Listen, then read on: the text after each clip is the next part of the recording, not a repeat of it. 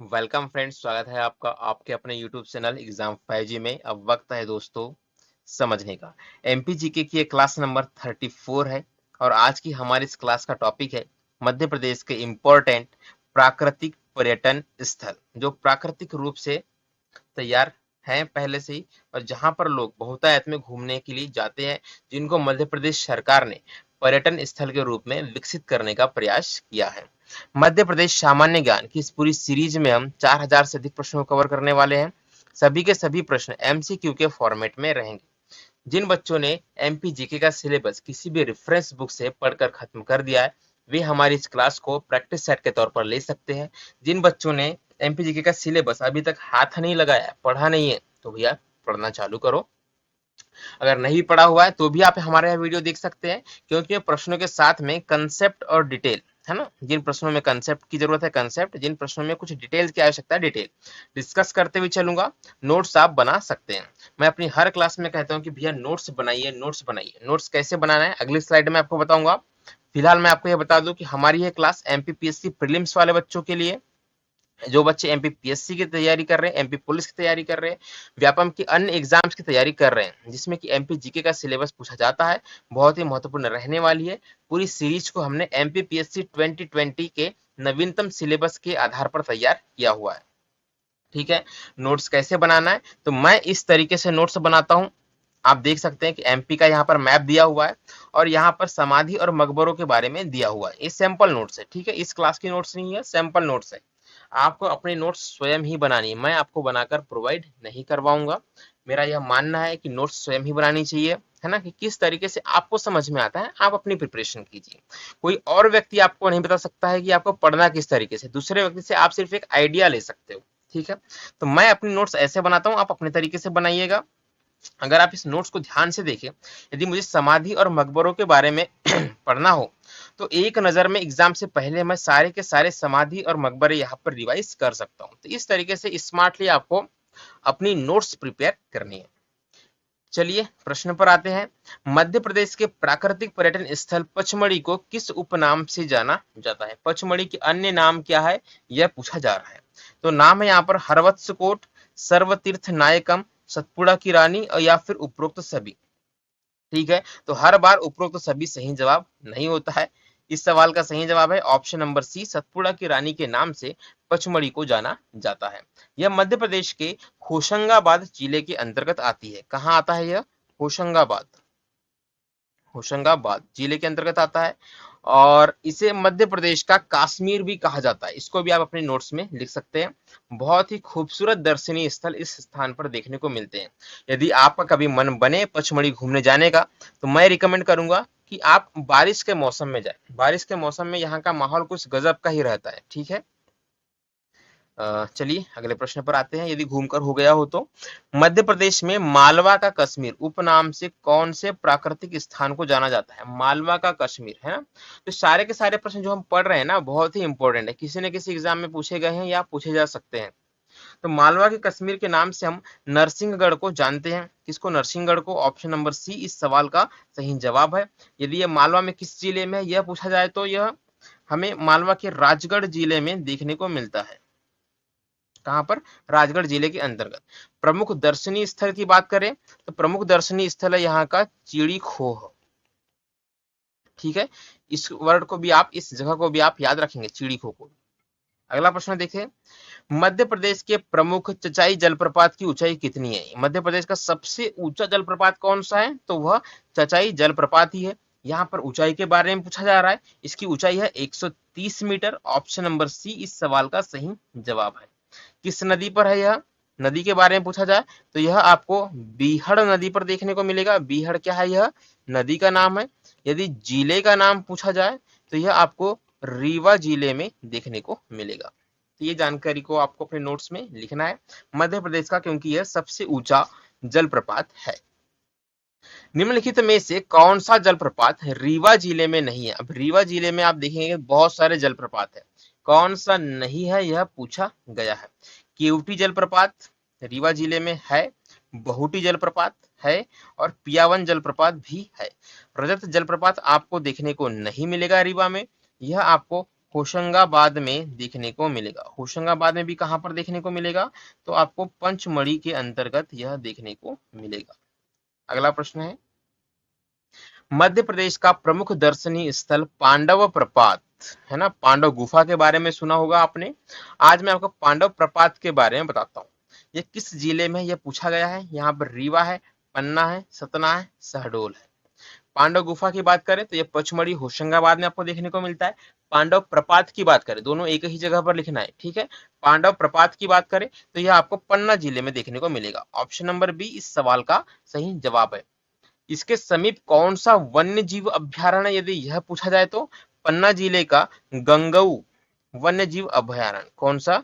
गंगऊ। यह एक वन्य जीव अभ्यारण्य है जो कि इसी जलप्रपात के निकट में आपको देखने को मिल जाएगा। अगला प्रश्न है, निम्नलिखित में से कौन सा जलप्रपात पचमढ़ी में स्थित नहीं है। पचमढ़ी में क्या नहीं है, यह पूछा गया है। क्या है, आज तक इंपोर्टेंट प्रश्न हुआ करते थे, लेकिन अब एग्जाम में प्रश्न आते हैं क्या नहीं है। क्या है यदि यह पूछा जाए तो आपको सिर्फ एक ही नाम याद रखना है, लेकिन क्या नहीं है पूछा जाए तो आपको 3 नाम याद रखने होते हैं वहां पर, ठीक है। जानकारी आपको ज्यादा होनी चाहिए, राइट। तो अप्सरा विहार आपको पचमढ़ी में देखने को मिल जाएगा। मधुमक्खी, जिसको कि हम बी फॉल के नाम से भी जानते हैं, किस नाम से? बी फॉल, ठीक है। यह मधुमक्खी जलप्रपात का ही नाम है, कंफ्यूज नहीं होना है। देखने को मिल जाएगा पचमढ़ी में। डचेस फॉल मिल जाएगा। गांगुलपारा जलप्रपात आपको पचमढ़ी में देखने को नहीं मिलेगा। यह मध्य प्रदेश के बालाघाट डिस्ट्रिक्ट में आपको देखने को मिलेगा। कहां पर? बालाघाट डिस्ट्रिक्ट के अंदर। अगले प्रश्न पर आते हैं, मध्य प्रदेश में नर्मदा नदी पर निर्मित सबसे ऊंचा जलप्रपात कौन सा है। नर्मदा नदी का पूछा जा रहा है, ध्यान रखिएगा, ठीक है। या चचाई ऑप्शन अगर दे देता पहले तो कुछ लोग प्रश्न को आधा पढ़ के हाँ भाई सबसे ऊंचा पूछ रहे, चचाई पे टिक किए, आगे निकल गए। इस प्रकार से एग्जामिनर कई बार कंफ्यूज करने की कोशिश करता है। प्रश्न आपको पूरा पढ़ना है। सबसे ऊंचा जलप्रपात पूछा जा रहा है और नर्मदा नदी का पूछा जा रहा है। इसका सही जवाब है धुआंधार जलप्रपात, ऑप्शन नंबर बी। यदि ऊंचाई की बात करें तो 18 मीटर के लगभग इसकी ऊंचाई है। अगला प्रश्न है, मध्य प्रदेश का प्रसिद्ध प्राकृतिक और धार्मिक स्थल सलकनपुर किस जिले में स्थित है। बहुत ही महत्वपूर्ण नाम है यह सलकनपुर। क्या है यह प्राकृतिक पर्यटन स्थल तो है ही, साथ ही धार्मिक पर्यटन स्थल होने का भी गौरव इसको प्राप्त है। यह मध्य प्रदेश के सीहोर जिले में देखने को मिलता है। ऑप्शन नंबर बी इस सवाल का सही जवाब है, ठीक है। यदि हम पर्वत की बात करें, कौन सी पर्वत श्रेणी यहां से गुजरती है, तो विंध्याचल पर्वत श्रेणी यहां से होकर गुजरती है। दूसरी बात, यहाँ एक माता का मंदिर है जो कि बहुत फेमस है। कौन सा मंदिर है वह? तो वह बीजासन माता मंदिर है। बीजासन माता का मंदिर है, राइट। ऐसी कहानी है कि इस स्थान पर माता दुर्गा ने रक्तबीज नामक राक्षस का वध किया था। अगला प्रश्न है, मध्य प्रदेश का सबसे बड़ा नदी द्वीप कौन सा है। मध्य प्रदेश के सबसे बड़े नदी द्वीप के बारे में पूछा जा रहा है। तो यह पिछली क्लास का भी रिपीटेड प्रश्न है, इसलिए मैं सीधे आपको आंसर बताता हूं। ऑप्शन नंबर बी इस सवाल का सही जवाब है। जिन लोगों ने पिछली क्लासेस हमारी नहीं देखी है वह देख सकते हैं, उनको आगे आने वाले प्रश्नों को रिवाइज करने में थोड़ी सी आसानी होगी। जैसे आज की क्लास मैं कहूँ तो एक रिवीजन क्लास ही है। यहाँ से मैक्सिमम प्रश्न हमने अपनी पिछली क्लासेस में डिस्कस कर चुके हैं। रिपीट करने से क्या हो रहा है कि आपको ये प्रश्न कंठस्थ हो जाएंगे, साथ ही इंपॉर्टेंट क्या है आपको पता चल पाएगा। मध्य प्रदेश में प्रसिद्ध पर्यटन स्थल हनुवंतिया टापू, ठीक है। यह एक कृत्रिम द्वीप है, कृत्रिम नदी द्वीप है। हनुवंतिया टापू कौन से जिले में स्थित है, यह पूछा जा रहा है। तो यह हमको खंडवा जिले में देखने को मिलता है। ऑप्शन नंबर ए इस सवाल का सही जवाब हो जाएगा। इंपॉर्टेंट क्यों है? क्योंकि इसी टापू पर एक महोत्सव मनाया जाता है बहुत ही फेमस, जिसको कि हम जल महोत्सव के नाम से जानते हैं, ठीक है। इसीलिए यह फेमस है। जल महोत्सव कहाँ मनाया जाता है, यह भी एग्जाम में प्रश्न आता है। यह हनुमंतिया टापू खंडवा में आपको मनाते हुए मिल जाएगा। निम्नलिखित में से कौन सा युग्म सही सुमेलित नहीं है। एक तरफ हमें जलप्रपात के नाम दिए गए हैं, दूसरी तरफ संबंधित नदी और स्थान का नाम दिया गया है, राइट। तो चलिए मैं आपसे आपके लिए पढ़ता हूं। सहस्त्रधारा जलप्रपात नर्मदा नदी पर, यह महेश्वर में देखने को मिलेगा, सही है। एक सहस्त्रधारा जलप्रपात आपको मंडला में भी देखने को मिल जाता है। चूलिया जलप्रपात चंबल नदी पर आपको देखने को मिलेगा, राजस्थान के अंदर, बिल्कुल ये भी सही। भालकुंड जलप्रपात बेतवा नदी जिला रायसेन में देखने को मिलेगा, यह आपका गलत हो जाएगा। भालकुंड जो है यह बेतवा नदी पर नहीं है, बल्कि बेतवा की सहायक नदी पर है। कौन सी सहायक नदी है वह? तो बीना उस नदी का नाम है। सॉरी, आगे बढ़ गया था। यह बेतवा नदी पर नहीं है, रायसेन जिला नहीं है, यह आपको बीना नदी पर देखने को मिलता है।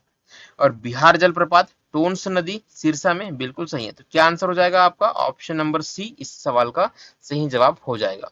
यह आपको बीना नदी में देखने को मिलेगा। यदि हम जिले की बात करें तो जिले का नाम है दोस्तों सागर। राइट।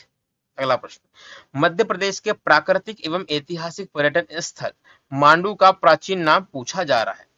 ऑप्शन है आपके गंगा पारीय, शादियाबाद, मांडवगढ़ या पृथुगढ़।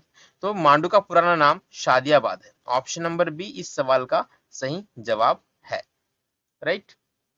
और मांडू को एक अन्य नाम से भी जाना जाता है। कौन सा नाम है वह? City of Joy.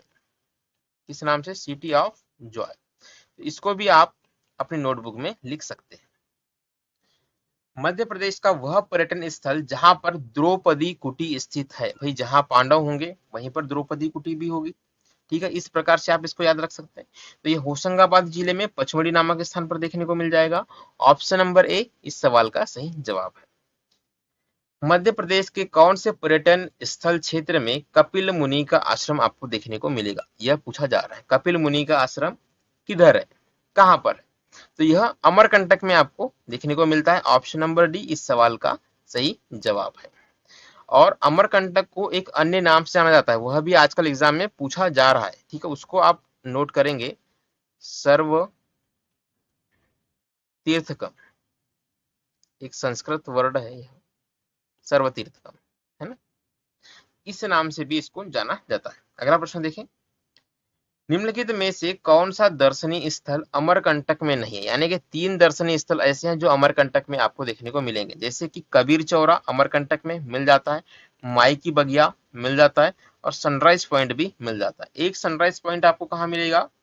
Sorry, sunrise नहीं है, सनसेट पॉइंट है।